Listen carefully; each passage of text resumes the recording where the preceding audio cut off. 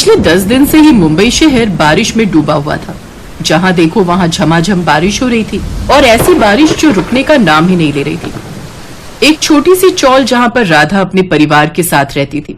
राधा का पति सुरेश रिक्शा चलाता था और थोड़ी बहुत मजदूरी करके घर का गुजारा भी कर लेता था। राधा भी घरों में काम करके थोड़े बहुत पैसे कमा रही थी, पर जहां वो काम करती थी वो घर बहुत दूर थे, जहां उसे बस से आना जाना पड़ता था। बारिश की वजह से राधा का काम तो बंद हो ही गया, साथ ही सुरेश का रिक्शा कीचड़ में फंसने की वजह से काफी हद तक टूट गया था। अब जब रिक्शा ठीक होता, बारिश रुकती, तभी तो सुरेश रिक्शा चलाने जाता। मुसीबत की इस घड़ी में घर में उदासी छाई हुई थी। दादी बहुत भूख लगी है, मुझे रोटी दे दो ना। दादी, मम्मी कहाँ गई है? सुबह से वापस नहीं लौटी। माँ राधा कहाँ गई है? कुछ बताकर नहीं गई क्या? बोल रही थी लाला से राशन लेने जा रही हूँ, थोड़े पैसे रखे थे, सोच रही थी उन पैसों से थोड़ा राशन ले आएगी। तभी राधा आ जाती है। राधा बारिश में पूरी तरह से भीगी हुई थी, उसकी साड़ी पर कीचड़ लगा था। बस एक हाथ में उसने डबल रोटी का पैकेट पकड़ा हुआ था जो बारिश में भीग गया था और उसमें बारिश का पानी भर गया था। दादी, मम्मी आ गई। मम्मी क्या लाई हो? बहुत तेज भूख लग रही थी। राधा, तू राशन नहीं लाई? नहीं माँ जी, लाला ने राशन नहीं दिया। जो पैसे मैंने उसको दिए थे उसने वो पिछले उधार के कहकर ले लिए। बड़ी मुश्किल से बार बार कहने पर ये 10 रुपए वाली एक डबल रोटी ही थी, पर बारिश तेज थी तो ये भी गीली हो गई। मैं तवे पर सेक देती हूँ, ज्यादा पानी अंदर गया नहीं होगा। कैसा बेशरम है ये लाला, किसी की मजबूरी भी नहीं समझते ये लोग। कुछ दिन रुक जाता तो इसका क्या बिगड़ जाता? बताओ तो, जो थोड़े बहुत पैसे तू लेकर गई वो भी ले लिए उसने। मुसीबत के समय बहुत कम लोग होते हैं जो काम आते हैं, और ऐसे लोग फरिश्ते होते हैं जिन्हें भगवान धरती पर भेजते हैं। पता नहीं हमें ऐसा कोई फरिश्ता कब मिलेगा जो हमारी मदद करेगा। माँ, ये सब किताबें और कहानियों में होता है। रिक्शा बाहर टूटा पड़ा है, लाला उधार नहीं दे रहा। किसी से मदद मांगने भी जाऊंगा तो कोई मदद नहीं करने वाला। कहाँ काम ढूंढूं? बारिश रुकी तो रिक्शा जुड़वाने के लिए जाऊं, कहीं मजदूरी करने जाऊं, पर मजदूरी भी कैसे करूं? पानी सड़कों पर भरा हुआ है, हर कोई अपनी दुकान बंद करके बैठा है। कहीं भी मजदूरी का काम नहीं मिल रहा। सुबह से 4 चक्कर लगा चुका हूँ। चिंता मत कर मेरे बेटे, सब ठीक हो जाएगा। भगवान पर विश्वास रख, वो सब ठीक करेंगे। अगली सुबह राधा जल्दी उठ गई। वो बहुत चिंता में थी। वो घर से काम की तलाश में जाने लगी। तभी उसकी सास ने उसे रोक दिया। राधा, क्या हुआ बहू? तुम तैयार होकर कहाँ जा रही हो? माँ जी, कुछ न कुछ तो करना ही पड़ेगा। मुझे काम ढूंढने के लिए जाना ही होगा। ऐसे नहीं हो पाएगा। इनकी भी तबीयत ठीक नहीं है, बच्चे भी कुछ न कुछ खाने को मांग रहे हैं, घर में कुछ भी नहीं रखा। देखो बहू, मैं तुम्हें अकेले नहीं जाने दूंगी, मैं तुम्हारे साथ चलूंगी। सुरेश अभी दवाई लेकर सोया है, बच्चे भी खेल रहे हैं। तू और मैं चलते हैं, कुछ न कुछ जुगाड़ तो कर ही लेंगे। राधा और उसकी सास बिमला काम की तलाश में निकल पड़ती है। बारिश तेज हो रही थी, साथ ही सड़कें पानी और कीचड़ से भरी हुई थी। चलते चलते अचानक बिमला कीचड़ में फिसल जाती है। उसकी सारी साड़ी खराब हो जाती है, शरीर और चेहरे पर भी कीचड़ लग गया था। राधा ये देखकर घबरा जाती है। अचानक एक कार उनके पास में आकर रुकती है। उसमें से एक सज्जन व्यक्ति जो थोड़े बुजुर्ग थे बाहर निकलते हैं। अरे अरे बहन जी, आप ठीक तो हैं? मैंने देखा अचानक से आप कीचड़ में फिसल गए। हाँ भाई साहब, मैं ठीक हूँ। पता नहीं कीचड़ में गड्ढा था, तभी पैर फिसल गया। बारिश में ये गड्ढे दिखाई ही नहीं देते। मैं आप दोनों को गाड़ी में घर तक छोड़ देता हूँ।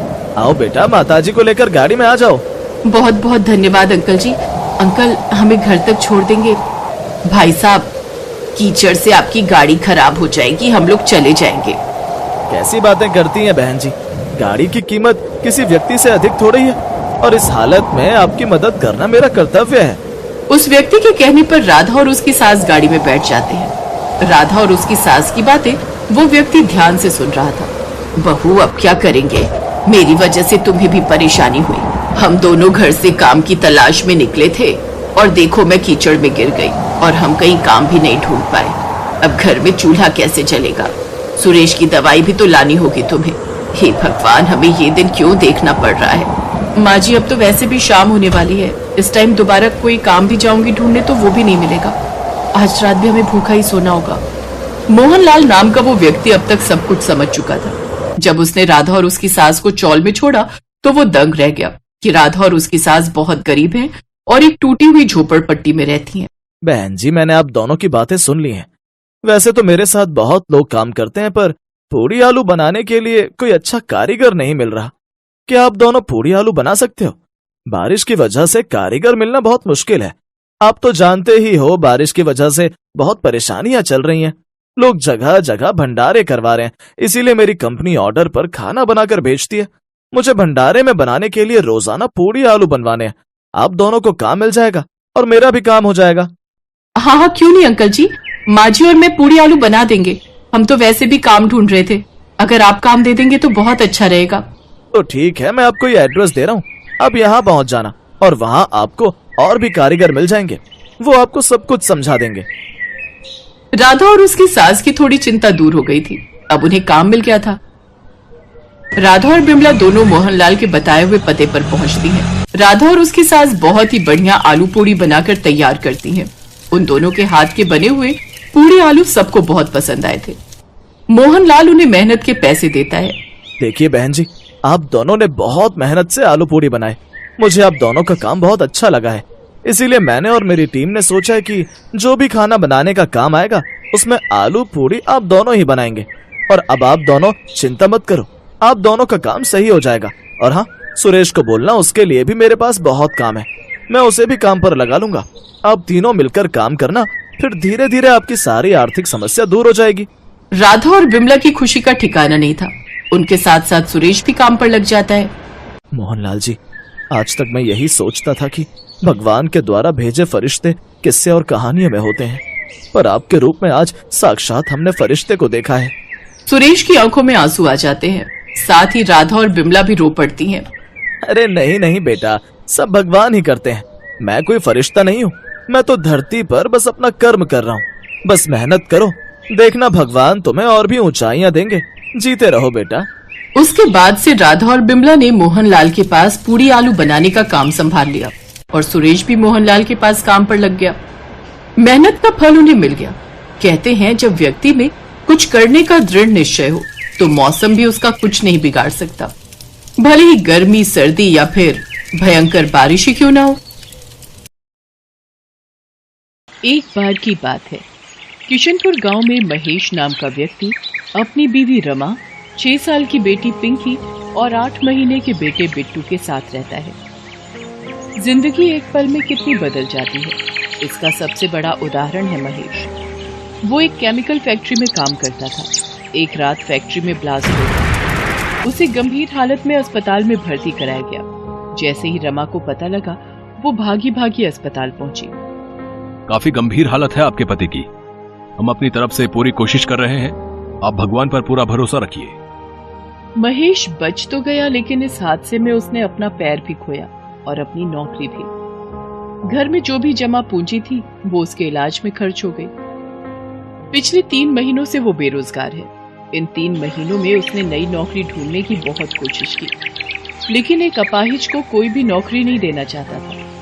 अब तो बारिश का मौसम भी शुरू हो गया था। इस मौसम में उसे एक जगह से दूसरी जगह जाने में बहुत दिक्कत होती, क्योंकि सड़कें पूरी तरह पानी से भर जाती। आज भी वो परेशान अपने घर लौट रहा था। आज भी मुझे कोई काम नहीं मिला, सब लोग मुझसे ऐसे नजरें चुराते हैं जैसे कि मैं कोई भूत हूँ। अरे अपाहिज को जीने का हक नहीं है क्या?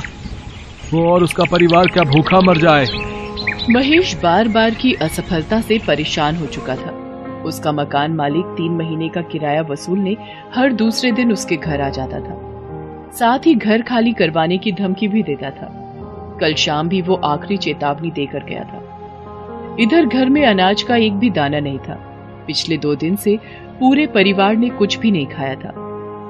उसे कुछ भी समझ नहीं आ रहा था कि अब वो क्या करे। वो ये सब सोचते सोचते जा ही रहा था कि तभी जोरों की बारिश शुरू हो जाती है। मुझे उस चाय की टपरी के नीचे छिप जाना चाहिए, कहीं बारिश में तबीयत खराब हो गई तो लेने के देने पड़ जाएंगे। वो चाय की टपरी के नीचे जाकर खड़ा हो गया। चाय की टपरी वाला चाय के साथ पकौड़े भी बना रहा था। लोग चाय के साथ पकौड़े खाते हुए बारिश का मजा ले रहे थे। उसे पता था कि घर में कुछ भी खाने के लिए नहीं है। उसने अपनी जेब में हाथ डाला तो उसे बहुत ही बड़ा 10 रुपए का पुराना नोट ही मिला। 10 रुपए ही है जेब में, क्या करूं मैं? हम मियाँ बीवी तो पानी पीकर भी रह लेंगे, लेकिन बेचारी पिंकी कब तक भूखी रहेगी? अगर मैं उसके लिए पकौड़े ले जाऊंगा तो वो बहुत खुश होगी। पहले उसने बहुत सोचा, फिर उसने उन पैसों से पकौड़े खरीद लिए। थोड़ी देर बाद बारिश बंद हो गई। फिर वो पकौड़े लेकर घर पहुंचा, लेकिन घर के बाहर पहुंचते ही उसकी आंखों में आंसू आ गए। उसके बीवी बच्चे घर के बाहर खड़े थे और उसका 8 महीने का बेटा बिट्टू अपनी माँ की गोद में लगातार रोए जा रहा था। पिंकी सहमी हुई अपनी माँ का आंचल पकड़कर खड़ी थी और उनका मकान मालिक उनका बचा खुचा सामान सड़क पर फेंक रहा था। उसकी बेटी ने जब उसको देखा तो वो भागते हुए महेश के पास आई और रोते हुए कहने लगी, बाबा देखो ना, अंकल ने हमें घर से बाहर निकाल दिया और वो हमारा सामान भी बाहर फेंक रहे हैं। और जो मेरी छोटी सी गुड़िया थी ना, जो आप लाए थे, अंकल ने उसे भी नाले में फेंक दिया। महेश ने अपनी बच्ची को चुप करवाया और जाकर मकान मालिक के पैरों में गिर पड़ा। ये आप क्या कर रहे हैं मालिक? इस तरह हमें बेघर मत करिए। चुप कर, पहले 3 महीने का किराया हाथ में रख, फिर बात कर। मैं जल्दी ही आपके सारे पैसे चुका दूंगा। चुप कर, पिछले 3 महीने से तुम्हारी ये बात सुन सुनकर मेरे कान पक गए हैं। तभी मकान मालिक की नजर महेश के हाथ में कागज में लिपटे पकौड़ों पर गई। उसे देखकर उसका पारा चढ़ गया। अरे रे रे, कितना झूठ बोलते हो तुम लोग। मेरा किराया देने के लिए तुम्हारे पास पैसे नहीं है और पकोड़ा पार्टी करने के लिए पैसे। चलो निकलो यहाँ से, मक्कार कहीं के। ये कहकर उसने उन पकौड़ों को उसके हाथ से छीनकर फेंक दिया। फिर वो अपने घर में ताला लगाकर निकल गया। महेश और उसकी पत्नी गिड़गिड़ाते रहे, लेकिन वो तो निर्दयी बना रहा। अब हम कहाँ जाएंगे जी? पता नहीं रमा, लेकिन कहीं तो जाना होगा ना। छोटा मोटा सामान अपने सिर पर उठा वो सड़क पर निकल गए और तभी एक बार फिर से जोरों की बारिश शुरू हो गई। वो बारिश से बचकर कहीं छिपना चाहते थे, लेकिन कहीं दूर दूर तक कोई जगह नहीं। रमा अपने छोटे से बेटे को अपने सीने से लगाए चली जा रही थी। तभी बारिश के साथ साथ ओले भी गिरने लगे। हे भगवान, गरीबों को तकलीफ देने में आपको बहुत मजा आता है ना। बारिश तो हो ही रही थी, अब ओले भी पड़ने लगे। लेकिन तभी महेश की नजर सड़क पर पड़ी सीमेंट की पाइप पर गई। उसने सबको पाइप में छिपने के लिए कहा, लेकिन पाइप तक पहुंचने से पहले दुर्भाग्य से ओले का एक बड़ा सा टुकड़ा पिंकी के सिर पर गिर गया। उसके सिर से खून बहने लगा और वो बेचारी जोर जोर से रोने लगी। रमा ने झट से अपनी गोद से बिट्टू को उतारकर महेश के हाथ में दिया और अपनी साड़ी का पल्लू फाड़कर पिंकी के सिर पर बांध दिया। माँ, सिर में बहुत दुख रहा है। रो मत मेरी बच्ची, ठीक हो जाएगा। वो सभी पाइप के अंदर बैठ गए और बारिश के रुकने का इंतजार करने लगे, लेकिन बारिश रुकने का नाम ही नहीं ले रही थी। तभी उन्होंने देखा कि उनके सीमेंट वाली पाइप से कुछ दूरी पर एक बड़ी सी गाड़ी आकर रुकी। उसमें से 2 कपल बाहर निकले और बारिश में भीगने लगे। बारिश में भीगने का अपना अलग ही मजा है ना काजल। सच में अखिल, बारिश में भीगना और उसके बाद गर्मा गर्म पकौड़े खाना जन्नत सा मजा देता है। काश ये बारिश पूरी रात होती रहे तो मजा आ जाए। एक और महेश का परिवार बारिश के रुकने का इंतजार कर रहा था और दूसरी ओर कोई पूरी रात बारिश चाह रहा था। कितनी असमानता है ना भगवान की बनाई इस दुनिया में। महेश और उसकी बीवी यही सोच रहे थे, साथ ही बारिश के रुकने का इंतजार भी कर रहे थे। लेकिन बारिश नहीं रुकी और वो और भी तेज होती गई। सड़कों पर पानी भरने लगा और लगातार 2 दिन से हो रही बारिश के कारण बाढ़ वाली स्थिति पैदा होने लगी। उन लोगों की सीमेंट वाली पाइप में भी पानी आ गया था। पानी उनके सीने तक पहुंच चुका था। रमा, हमें बच्चों को लेकर कहीं ऊंचे स्थान पर जाना होगा, नहीं तो हम सब डूब जाएंगे। तभी महेश ने पिंकी को अपने कंधों पर बिठाया और किसी सुरक्षित जगह की तलाश में आगे की ओर जाने लगा। तभी पानी का एक तेज बहाव आया और महेश का नियंत्रण बिगड़ गया और वो गिर पड़ा। पिंकी भी गिर पड़ी और वो पानी के तेज बहाव की चपेट में आ गई और पानी में डूबने लगी। पापा, पापा बचाओ मुझे, मैं डूब रही हूँ पापा, पापा। एक तो 2 दिन से भूखा परिवार, ऊपर से बारिश का कहर। महेश चाहकर भी अपनी बच्ची को नहीं बचा सका और पिंकी पल में ही उनकी आंखों से ओझल हो गई। पिंकी, पिंकी कहाँ हो तुम? पिंकी, आए मेरी बच्ची। लेकिन पिंकी ने कोई जवाब नहीं दिया। आज महेश खुद को बहुत ही असहाय महसूस कर रहा था।